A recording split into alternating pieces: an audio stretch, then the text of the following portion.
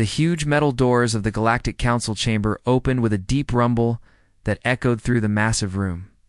Ambassador Jake Morrison walked through the entrance, his black boots clicking against the smooth floor. He wore his best-dressed uniform, the dark blue fabric crisp and clean, with silver buttons that caught the strange purple light from the alien ceiling panels. Jake had been preparing for this day for 3 years.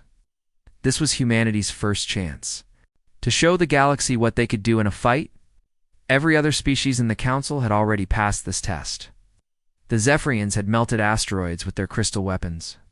The Drakmor had grown new warships from living metal in front of everyone's eyes.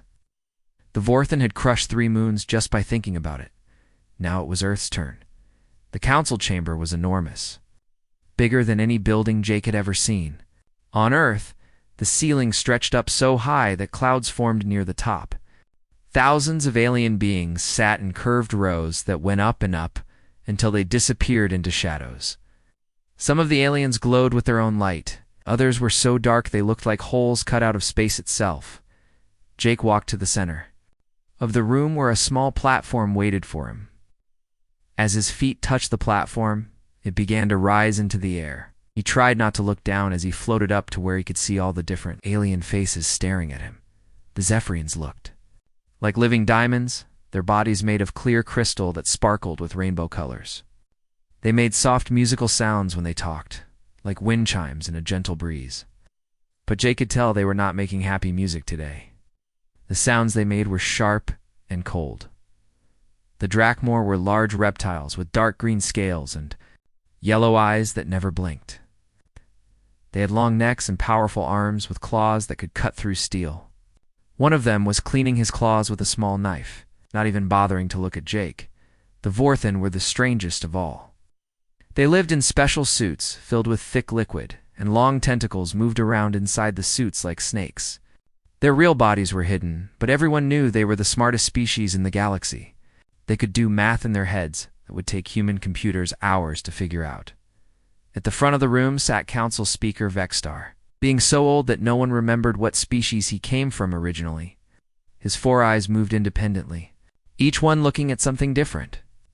Right now, 2 eyes were watching Jake. One was reading something on a small screen, and the 4th was looking at the clock on the wall. Human Representative Vexstar said, his voice coming through speakers placed around the room. Your species has requested full military membership in the Galactic Council. This requires a demonstration of your combat capabilities. Are you prepared? To begin, Jake nodded. Yes, Council Speaker. Our fleet is ready. A sound like laughter came from the Drakmor section. It was not a pleasant sound. It reminded Jake of the noise that hungry crocodiles make back on Earth. Fleet 1 of the Drakmor said, his voice deep and rough. Humans call 12 ships a fleet. We call that a patrol group. More laughter came from around the room. Jake felt his face get hot, but he kept his expression calm. He had been warned that this would happen. The aliens did not think much of human technology. Please activate the viewing screens, Vexter said. The air in front of Jake suddenly filled with images. He could see space around the test area, where human ships floated next to the targets they were supposed to hit. The targets were old asteroids that had been moved into position just for this test. Each asteroid was the size of a small city and covered with bright paint, so they would be easy to see and hit. Admiral Lisa Carter stood on the bridge of the UES Liberty, watching the same images Jake could see. She was a small woman with gray hair and sharp blue eyes that missed nothing. She had been fighting in space longer than most of the crew had been alive. All ships report ready, Admiral, said her communications officer. Lisa nodded. Dr. Thompson, are your calculations complete? Doctor. Alex Thompson stood at a control panel covered with screens and blinking lights. He was a thin man with messy brown hair and thick glasses. He looked more like a college professor than a weapons expert, which is exactly what he had been before joining the military. All calculations are verified, Admiral. The targeting computers have the coordinates. Lisa looked out through the window of her ship at the other vessels in the human fleet. The EU's Defiance was commanded by Nathan Brooks, a young man who had been born on Mars and never lived on Earth. The U.S. Horizon belonged to Kelly Shaw. the first woman to captain a deep space warship. Each ship carried the hopes of the entire human race. "This is Admiral Carter to all ships," Lisa said into her microphone. "Remember, this is not just a test. This is humanity's future. You'll follow the targeting plan exactly. No changes no matter what happens." Back in the council chamber, the aliens were making bets on how badly the humans would fail. The Zephyrians sang betting songs in their crystal voices. The Drakmor argued about whether humans would hit even one target out of 10. The Vorthan calculated the odds and found them very poor for the humans. "Begin the demonstration," Vexstar announced. In space, the human ships turned toward their targets. Each ship had weapons that looked very simple compared to alien technology. They were basically large guns that shot pieces of metal very fast. The aliens called them kinetic weapons, which was a fancy way of saying things that hit other things really hard. The first ship fired. A bright flash came from its front end, and a piece of metal shot out toward the nearest asteroid. Everyone watched as the metal piece flew through space, getting smaller and smaller until it was just a dot of light. It missed the asteroid by thousands of miles. The aliens in the council chamber erupted in laughter. The Zephyrians made sounds. Like breaking glass, the Drakmor roared with amusement. Even the usually quiet Vorthon made bubbling noises in their suits. "Did they even aim?" asked General Schemer, the Drakmor military leader. His yellow eyes were bright with joy at seeing the humans fail. The second ship fired. Its shot also missed, this time by even more. The third ship shot went in completely the wrong direction, heading off toward empty space where there were no targets at all. One by one, all 12 human ships fired their weapons. One by one, every single shot missed its target. Some shots came close, missing by only a few hundred miles. Others went so far off course that they disappeared from the viewing screens entirely. Jake watched from his platform as his species failed in front of the entire galaxy. His hands were shaking, but he kept them behind his back where no one could see. He had been told this would happen, but seeing it was much worse than imagining it. The laughter in the council chamber grew louder and louder. Some aliens were pointing at Jake and making jokes in their own languages. The translator system could not keep up with all the different ways the aliens were making fun of humans. 12 shots, 12 misses, Vexter announced when the demonstration was over. "This is a new record for failure in council testing." Jake stepped forward. "Council speaker, I request permission to speak." "Very well, human. Explain this performance." Jake looked out at all the alien faces staring at him. Some looked angry, as if the humans had wasted their time. Others looked sad, as if they felt sorry for such a primitive species. Most just looked amused. Council Speaker Jake said, his voice carrying clearly through the chamber. "Sometimes the most important shot is not the one that hits right away. Sometimes you have to wait to see what you really accomplished." The laughter started again, even louder than before. Vexstar held up one of his forehands for silence. "Human Morrison, your species has failed this examination. We will consider your request for civilian membership only. This session is concluded." As Jake's platform lowered back to the floor, he could hear the aliens already making plans to ignore humanity completely. They had made up their minds. Humans were not a military threat to anyone. Jake walked back through the huge doors, his footsteps echoing in the sudden quiet of the corridor outside. He touched a small device in his pocket and spoke quietly. "Dr. Thompson, this is Morrison. The demonstration is complete. All packages were delivered on schedule." Thompson's voice came back through the tiny speaker. "Understood, Ambassador. Now, we wait." Jake smiled, for the first time in hours. The aliens thought they had seen a failure. They had no idea what they had actually witnessed was the beginning of the most patient military operation in galactic history. The news traveled faster than light across the galaxy. Within 6 hours of the failed weapons test, every major news network was broadcasting the story. The headlines were brutal. "Humans can't hit anything," read one report. "Earth species fails.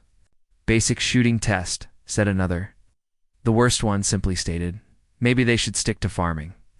Jake Morrison sat alone in his small room aboard a diplomatic transport ship heading back to Earth. The metal walls felt like they were closing in on him as he watched report after report on his personal screen. Each news story was worse than the last. On the Zephyrian entertainment networks, comedians made jokes about human eyesight. They pretended to be human gunners, stumbling around blindfolded and shooting in random directions. The crystal beings found this incredibly funny, their musical laughter sounding like wind chimes in a hurricane. The Drakmor military academies had already updated their training materials. They now used human targeting as an example of what not to do. Young Drakmor warriors practiced shooting while instructors told them, "Don't shoot like a human, or you'll never hit anything." Even worse were the Vorthan philosophers. These were supposed to be the smartest beings in the galaxy, and they were seriously discussing whether humans had evolved enough to be considered intelligent life.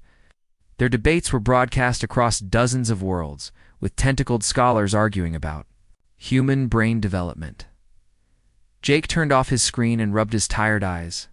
3 days ago, he had been the proud representative of humanity. Now, he felt like the most embarrassed person in the universe. The transport ship's communication system buzzed. Jake answered it without looking up. "Ambassador Morrison," came a familiar voice. It was President Catherine Walsh calling from Earth. "I need to speak with you immediately." Jake straightened up in his chair. "Yes, Madam President."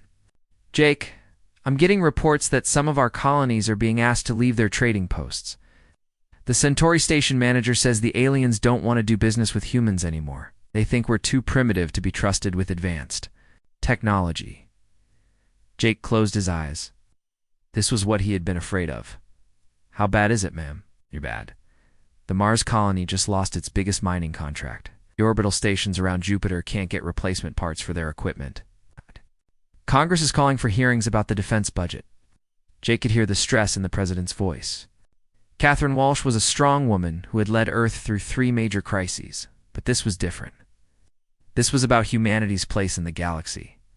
"Madam President, I need you to trust General Hayes and Dr. Thompson. They know what they're doing, Jake. I've got senators demanding answers. The media is calling this the biggest military embarrassment in human history. People are asking why we spent 50 years building a space fleet that can't hit the side of a space station." On Earth, the situation was getting worse by the hour. General Robert Hayes stood in the Pentagon briefing room, facing a room full of angry military officers and government officials. The wall screens showed news reports from around the galaxy, each one more humiliating than the last. "General," said Senator Patricia Moore, her voice sharp with anger, "are you going to explain to me how we spent $2 trillion on a space fleet that shoots like drunk teenagers?" General Hayes was a big man with gray hair and calm eyes. He had been in the military for 30 years and had never backed down from a fight. But this was not a fight he could win with guns or ships. "Senator, I can only ask you to be patient. The operation is not complete." "Operation?" Senator Moore stood up from her chair. "What operation? We watched 12 ships miss 12 targets. That's not an operation, that's a disaster." Around the room, other officials nodded their agreement. The Secretary of Defense looked like he wanted to disappear. The chairman of the Joint Chiefs was staring at the floor. "General Hayes," said Congressman Bill Turner, "I have people in my district asking why their tax money went to build space weapons that don't work. What am I supposed to tell them?" Hayes looked around the room at all the angry faces. These were good people who were trying to do their jobs, but they didn't understand what was really happening. Tell them that sometimes the best military operations are the ones that look like failures at first. The room erupted in angry voices. Everyone was talking at once, demanding real answers instead of what they saw as military double talk. Meanwhile, in a secret facility buried deep under the Colorado mountains, Dr. Alex Thompson worked quietly at his computers. The screens around him showed complex mathematical equations and star charts covered with glowing dots. Each dot represented one of the metal projectiles that had been fired 3 days ago.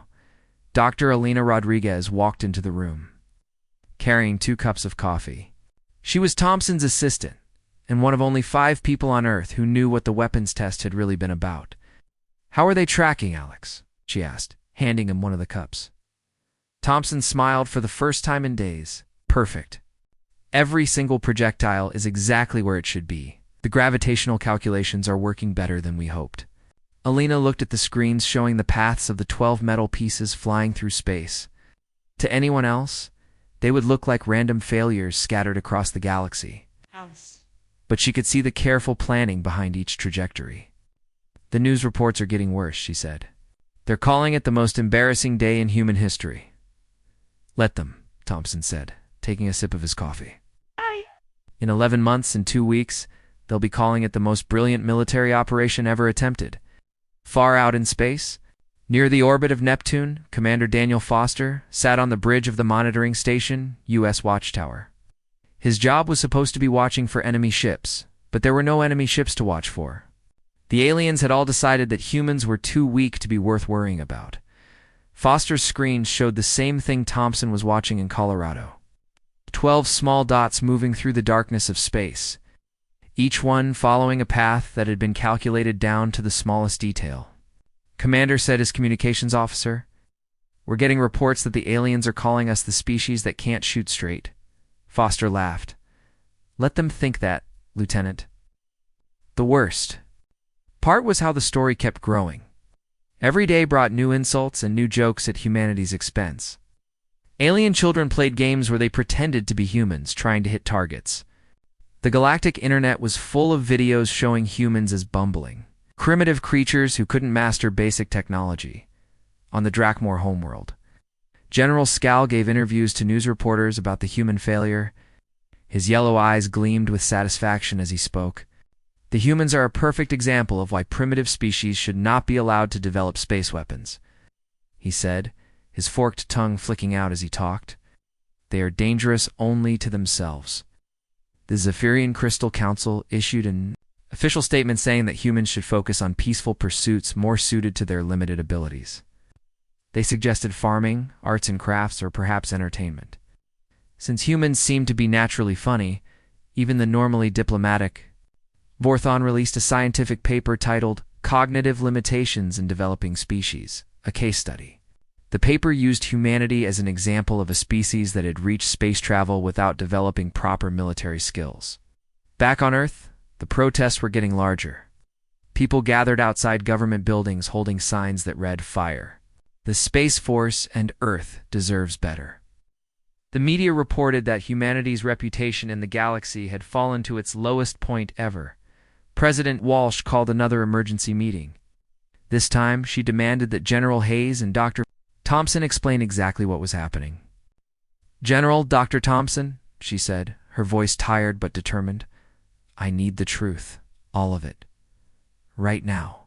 Thompson looked at Hayes, who nodded. "Madam President," Thompson said quietly, "what if I told you that every shot hit exactly what we were aiming for?" The president stared at him. "I'd say you were crazy. We all watched the shots miss." Thompson smiled. "We weren't aiming at the targets in the testing area, ma'am. We were aiming at something much more important, something that won't be in position for another 11 months. For the first time since the weapons test, President Walsh felt a spark. "Of hope? Are you telling me this was all planned? Every missed shot, every angry alien, every joke at our expense," Thompson said. "It's all part of the plan. And in less than a year, the galaxy will understand that humans don't miss. We just think bigger than everyone else." 6 months had passed since the day that changed everything for humanity. Ambassador Jake Morrison walked through the empty halls of the Galactic Council building, his footsteps echoing in spaces that used to be filled with busy diplomats and alien officials. Now, most of the corridors were silent. The humans had been moved to a small office in the basement level, far from the main council chambers, and their new quarters had no windows and only basic furniture. The message was clear. Humans were no longer important enough to deserve good. Treatment. Jake sat at his desk reading the latest reports from Earth. The news was not good. 3 more human colonies had been forced to close their trading posts. The aliens simply would not do business with a species they considered incompetent. The worst part was that humans were starting to believe the aliens were right. Public opinion polls showed that most people on Earth thought their government had wasted money on a useless space military. Some groups were demanding that Earth give up all weapons and focus only on peaceful activities. Jake's communication device buzzed. It was a message from his old friend, Commander Daniel Foster, who had been reassigned to the Asteroid Belt Monitoring Station. The message was short. Package tracking continues. All items on schedule. Jake smiled slightly. It was the first good news he had received in months. At least someone was still doing their job, far from Earth. Commander Foster sat in the control room of the UES Watchtower, small monitoring station that orbited between Mars and Jupiter. The station was supposed to watch for enemy ships, but since the weapons test failure, no one considered humans worth attacking. Foster's real job was much more important than anyone knew. His screen showed the positions of 12 small objects moving through space. To most people, they would look like space junk floating randomly through the galaxy. But Foster knew better. Lieutenant Park, he called to his communications officer. Send the daily report to Colorado. All packages are maintaining course and speed. Lieutenant Sarah Park nodded and began typing the coded message. She was young and had joined the Space Force just 2 years ago. Back then, she had been proud to serve. Now she felt embarrassed when people asked about her job. Commander, she said quietly, do you really think this plan will work? Everyone says we're just making excuses for failing. Foster turned to look at her. Sarah was a good officer, but, like many young people, she had started to doubt whether humans belonged in space at all. Lieutenant, let me tell you something about patience. The best hunters don't chase their prey. They wait for their prey to come to them. Sarah looked confused. But sir, we're not hunting anything. We're just watching space junk float around. Foster smiled. Are we, or are we watching the most carefully aimed shots in galactic history?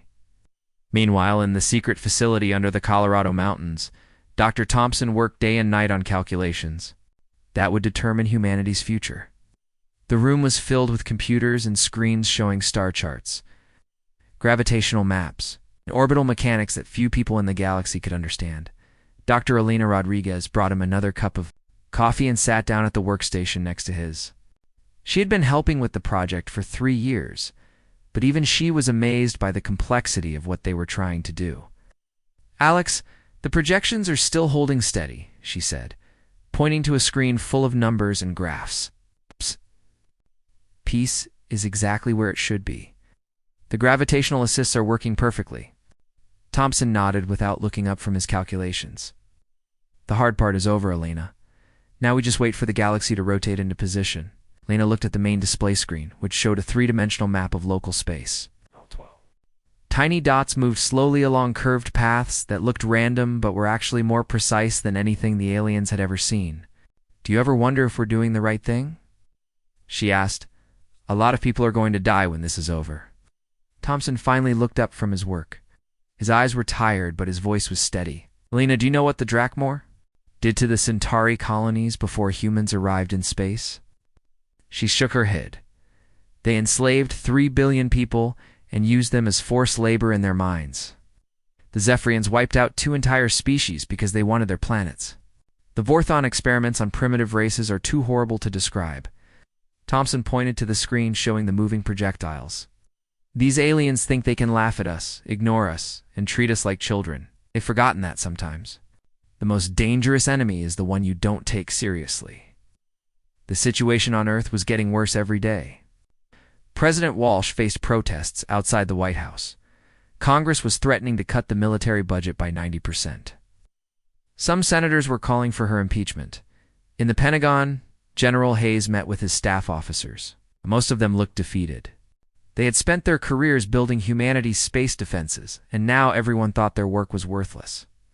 General, said Colonel Martinez, the Joint Chiefs are asking for a full review of our space weapons program. They want to know if we should scrap everything and start over. He's looked around the room at his officers. These were good soldiers who had dedicated their lives to protecting humanity.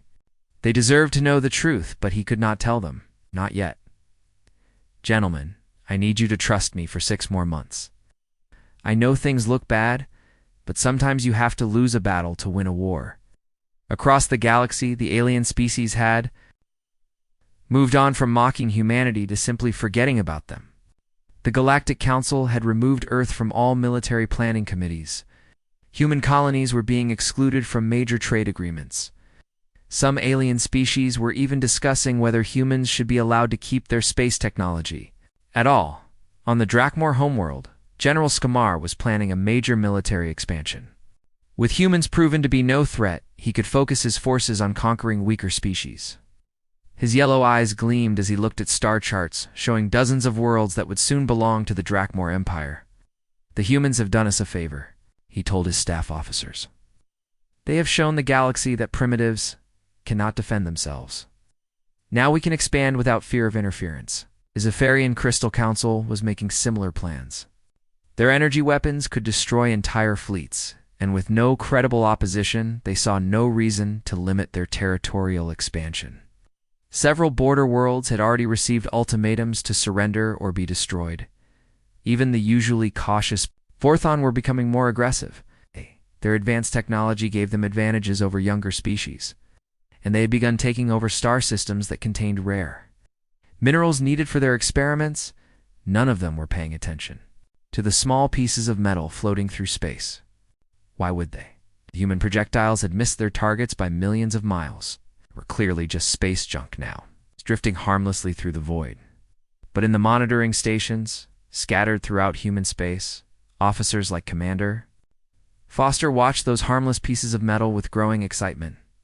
Each projectile was following a path so precise that it made alien targeting systems look like children's toys. Foster's latest report to Dr. Thompson was encouraging. The projectiles were using gravitational assists from planets, moons, and even large asteroids to increase their speed and adjust their courses. What had started as simple kinetic weapons were becoming something far more dangerous. Lieutenant Park Foster called, "What's the current speed of Package 7? Park checked her instruments. 14.7% of light speed, sir. And still accelerating. Foster whistled softly. At that speed, the projectile would hit with the force of a nuclear weapon. And it was not even the fastest one. As the months passed, the human projectiles continued their journey through space. They had become invisible to most sensors, moving too fast and too far from inhabited systems to be detected. The aliens had forgotten about them completely, but Dr. Thompson had not forgotten. Every day he refined his calculations and made tiny adjustments to account for stellar drift and gravitational changes. The projectiles were like arrows shot by a master archer, and he was guiding them toward targets that would not be in position for months. On Earth, the mood was growing darker. Unemployment was rising as space-related industries shut down. Young people were leaving the military academies convinced that humans had no future in space. Some politicians were even suggesting that Earth should give up its space colonies and return to being a single-planet species. But in the secret facility in Colorado, Dr. Thompson worked with quiet confidence.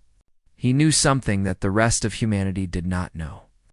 He knew that in exactly 5 months and 12 days, the galaxy would learn what human patience and precision could accomplish. The aliens had laughed at human aim. Soon they would discover that humans had not been aiming at what they thought. The real targets were still out there, waiting in the darkness of space, completely unaware that death was approaching them at nearly the speed of light, and when the projectiles finally reached their destinations, no one would be laughing anymore. The attack began at exactly 1432 Galactic Standard Time on a Tuesday that would be remembered forever. General Skamar was reviewing invasion plans in his command.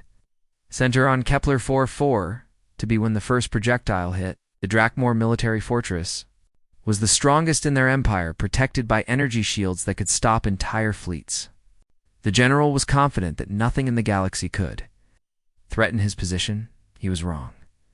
The piece of metal that struck the fortress had been traveling through space for exactly 1 year and 2 days.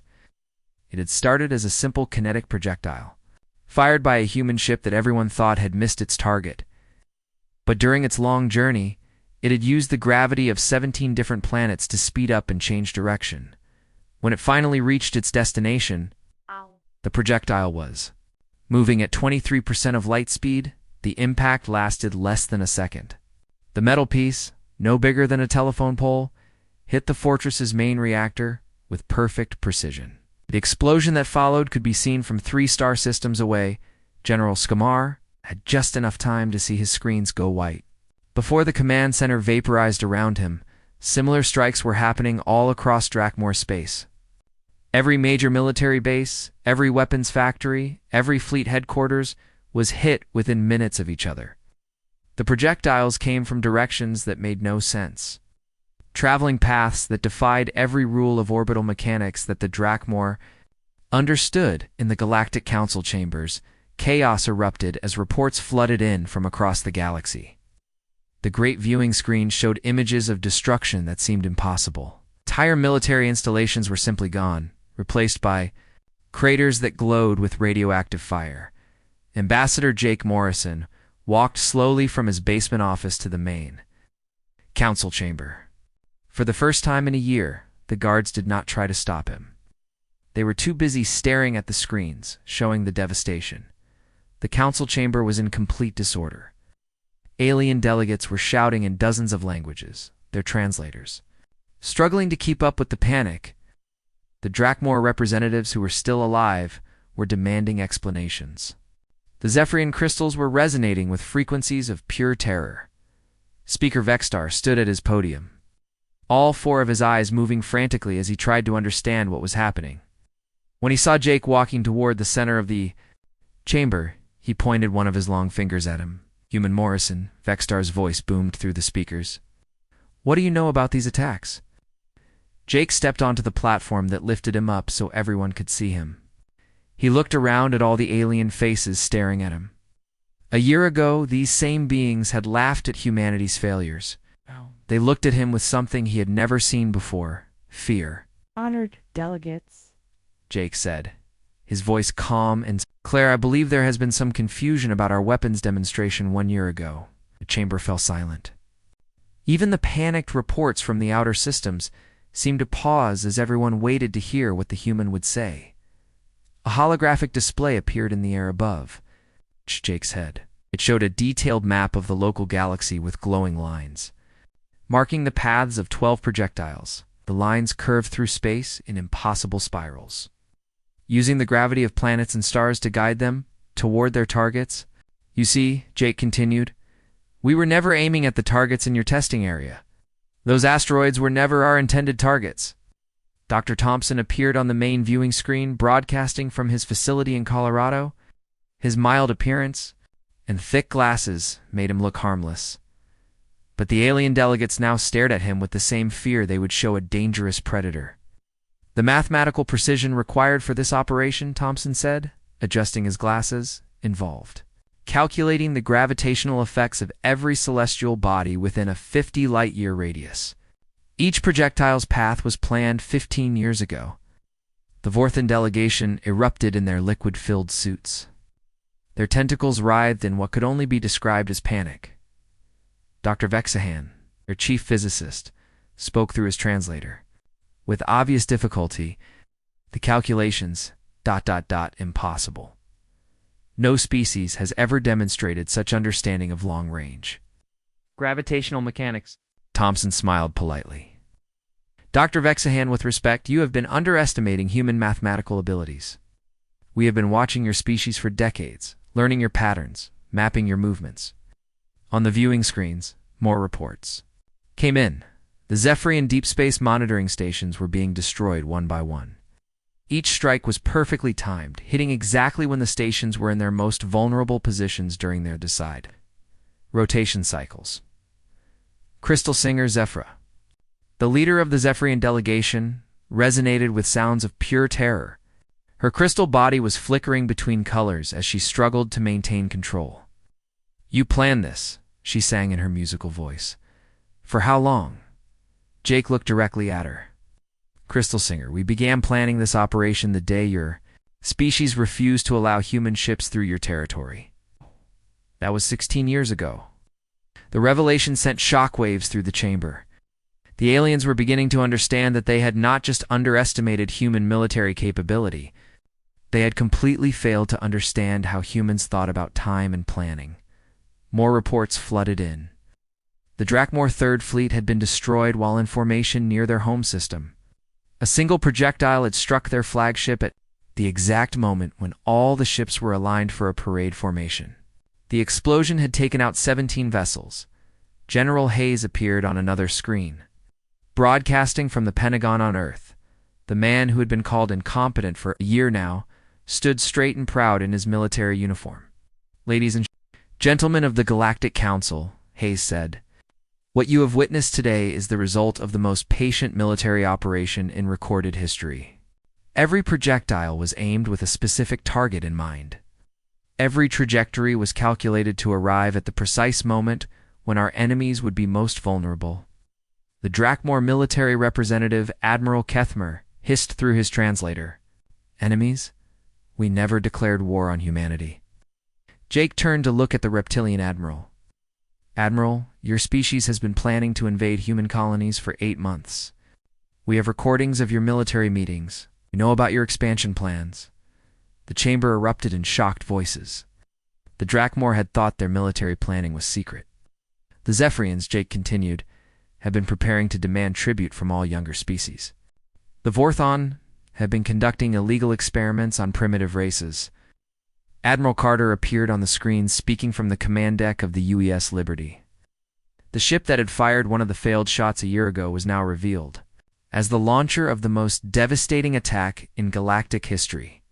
"We have been watching all of you," Carter said. "Learning your weaknesses, studying your habits, mapping your infrastructure. When you laughed at our aim, you showed us exactly how little you understood about human capabilities." Dr. Vexahan of the Vorthon spoke again, his voice trembling through the translator. "The precision required, you would need to predict the exact position of every target 1 year in advance." Thompson nodded. "Doctor, that is exactly what we did. We knew where every military installation would be, where every fleet would gather, where every command center would operate. Your species are very predictable." More destruction reports came in. The Vorthon research stations that conducted experiments on other species were being systematically destroyed. Each strike hit during shift changes when the most personnel would be present. Speaker Extar raised all 4 of his hands for silence. When he spoke, his voice carried a tone that no one in the chamber had ever heard from him before. Respect, mixed with terror. "Human Morrison, what are your terms?" Jake looked around the chamber one more time. The aliens who had mocked humanity were now begging for mercy. The species who had planned to conquer human worlds were now asking for terms of surrender. "Our terms are simple," Jake said. "Full recognition of human sovereignty. Immediate withdrawal from all human territory. Reparations for the trade agreements you canceled. And most importantly, a guarantee that no alien species will ever again make the mistake of thinking that humans cannot hit what we aim for." The silence in the chamber was complete. Outside, the galaxy was learning that the species they had dismissed as primitive had just demonstrated the most sophisticated military planning anyone had ever seen. Jake smiled. "And one more thing. We want a formal apology for all the jokes about human accuracy. Turns out we can hit our targets just fine. We just think bigger than anyone else in the galaxy." 3 months after the day that changed everything, President Catherine Walsh stood in the Rose Garden of the White House, preparing to address not just the people of Earth, but representatives from every major species in the galaxy. Doom, who had faced calls for resignation, now commanded the attention of beings from 1,000 worlds. The crowds gathered in Washington were unlike anything anyone had ever seen. Humans filled the streets for miles, celebrating what the media was calling the greatest military victory in galactic history. But mixed among them were alien visitors who had come to Earth not as conquerors or judges, but as humble petitioners seeking favor from the new power in the galaxy. "My fellow humans," President Walsh began, her voice carrying clearly through speakers that broadcast her words across human space and beyond. "Today marks not just a victory for our military, but proof of what we can achieve when we think beyond what others believe is possible." The cheers from the crowd were so loud that she had to pause for several minutes before continuing. When she looked out at the faces before her, she saw something that had been missing for too long: pride in being human. In the weeks following the precision strikes, the galaxy had been forced to completely reevaluate everything they thought they knew about humanity. The species that had been dismissed as primitive had demonstrated planning abilities that made the most advanced alien. Civilizations looked like children. The Drakmor Empire had formally surrendered within 48 hours of the attacks.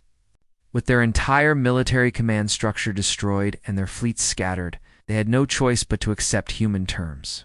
General Hayes had been generous in victory, allowing them to keep their core worlds in exchange for complete withdrawal from human territory and massive reparations. The Zephyrian Crystal Council had taken longer to accept reality. Their crystalline forms had spent days resonating with frequencies of disbelief as they tried to understand how their primitive neighbors had outmaneuvered them so completely. When they finally sent delegations to Earth, they came bearing offers of technology sharing and mutual defense pacts. Even the proud Borthan had been humbled. Dr. Vexahan himself had requested permission to study human mathematical techniques, admitting that their understanding of long-term orbital mechanics was centuries behind human capabilities in the Pentagon. General Hayes met with his staff officers in a conference room that had been expanded to accommodate alien visitors. Same officers who had looked defeated just months earlier now carried themselves with quiet confidence. "Gentlemen," Hayes said, looking around the table at both human and alien faces, "we need to discuss the integration of new defense technologies. The Zephyrians have offered to share their energy weapon designs. The Vorthan want to collaborate on gravitational manipulation research." Colonel Martinez, who had once questioned the entire space weapons program, now served as liaison to 3 different alien military delegations. "General, the requests for joint training exercises are overwhelming. It seems everyone wants to learn how we plan operations." Hayes smiled. "Make sure they understand that patience is the key. Anyone can build a powerful weapon. Very few species can wait 15 years to use it." On the research vessel UES Discovery, Captain Lisa Park monitored the final positions of the kinetic projectiles. Most had found their targets, but a few were still traveling through space. Their mission's complete, but their journey's not yet finished. "Captain," said her science officer, "we're getting requests from 17 different alien academies. They want to study our trajectory calculations." Park looked out at the stars through the ship's main window. A year ago, she had been embarrassed to wear her uniform. Now, representatives from the most advanced civilizations in the galaxy were begging to learn from human military science. "Tell them they can study our published papers," she said, "but remind them that the real secret was not the mathematics. It was believing that a plan 16 years in the making was worth executing." The changes on Earth were dramatic. Space academies that had seen enrollment drop to almost nothing were now overwhelmed with applications. Young people who had been ashamed of their species now competed fiercely for positions in the Space Force. Dr. Thompson, the quiet physicist whose calculations had changed galactic history, found himself the most famous scientist in known space. Universities across the galaxy offered him research positions. Alien governments wanted to hire him as a strategic consultant. But Thompson remained in his facility in Colorado, working on projects that he said would make the kinetic strike operation look simple by comparison. When reporters asked what he was planning, he would only smile and say, "You will know when the time is right." Dr. Elena Rodriguez had been promoted to head of strategic planning for all human military operations. She worked closely with Thompson on initiatives that she described as thinking in terms of decades rather than years. "Alex," she said one day, as they reviewed star charts showing human expansion into former alien territory, "do you ever wonder if we changed too much too quickly?" Thompson looked up from his calculations. "Lena, we did not change the galaxy. We revealed what it always was. The strong survive, the weak submit, and the truly intelligent plan for contingencies that others cannot imagine." In the Galactic Council chambers, Ambassador Jake Morrison now sat in the position of honor reserved for the most influential species. The basement office was a memory. The humans had been given quarters that overlooked the main plaza, with windows that let in natural light and furniture fit for galactic leaders. The same aliens who had mocked human accuracy now approached Morrison, with requests for trade agreements, defense pacts, and cultural exchanges. The Drakmor representatives who remained spoke in respectful tones. The Zephyrians sang harmonious greetings when he entered the chamber. Ambassador Morrison, said Speaker Vexter, during one council session, the Galactic Defense Committee would. I'd like to formally request human participation in planning our response to the emerging threat from the Andromeda region. Morrison considered the request carefully. Aliens were asking humanity to help protect the galaxy from external threats. It was a complete reversal from the isolation they had faced just months earlier. Speaker Vextar, we would be honored to participate. However, I should warn you that human strategic planning operates on timescales that your species may find uncomfortable. The chamber fell silent. Everyone remembered what human long-term planning had accomplished. How long, Ambassador? Asked Dr. Vexahan of the Vorthon. Morrison smiled. We have been studying the Andromeda situation for 12 years. Our preliminary response is scheduled to begin implementation in 8 years for months and 16 days. The alien delegates exchanged glances. They were beginning to understand that when humans said they were planning something, it meant they had already been working on it for longer than most species could imagine. Commander Foster, now promoted, 2 Admiral and in charge of the Deep Space Monitoring Network, coordinated humanity's expanding presence throughout the galaxy. The monitoring stations that had been considered punishment postings were now the most important positions in human space. Admiral reported one of his officers, "We have confirmation that the Centauri expansion project is ahead of schedule. The aliens are competing to offer us favorable colony sites." Foster nodded. The same species that had forced human colonies to close their trading posts were now offering prime real estate at prices so low they amounted to bribes. The cultural changes were perhaps the most significant. Human children learned about the kinetic strike operation in their history classes, but the lesson was not about military superiority. It was about the power of patience, planning, and thinking beyond immediate problems. They laughed at our aim became more than just a historical reference. It became a philosophy. When faced with difficult challenges, humans would remind each other that sometimes the best solution required thinking about what would happen years or decades in the future. Scientists working on problems that seemed impossible would say, "Remember, they laughed at our aim until they realized the target was not the point." It reminded them that the obvious approach was not always the correct one. Years later, when historians wrote about the transformation of galactic civilization, they would identify the kinetic strike operation as the moment when humanity emerged, as the dominant strategic power in known space. But the humans who planned it would say that the real victory was not the destruction of alien military assets. The real victory was teaching the galaxy that there was a species willing to wait 16 years to make a point.